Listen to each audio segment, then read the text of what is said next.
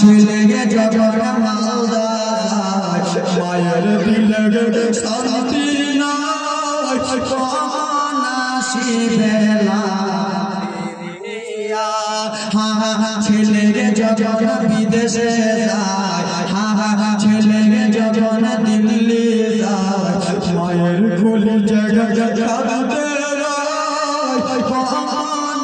শিবেলা ফিরিয়া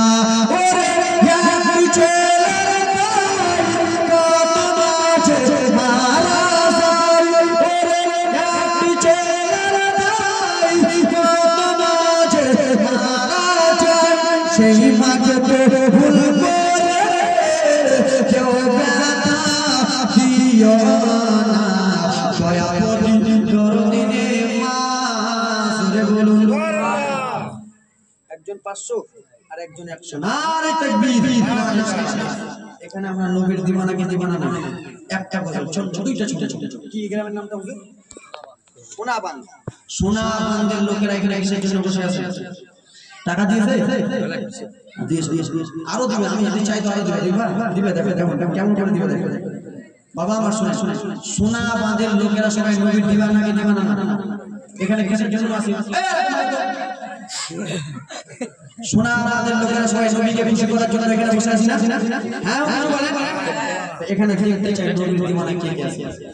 সারজমিন সোনাবান্ধের নবীর জলসা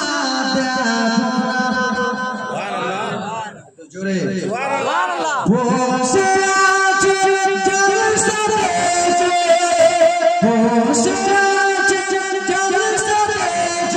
সবাই নবীর দিওয়ানা সারজমিন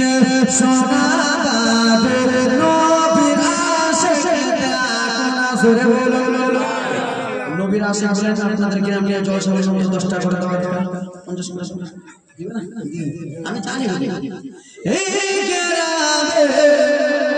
জলসা কমিটি এই গ্রামে যুব কমিটি তারা এটাই বলছে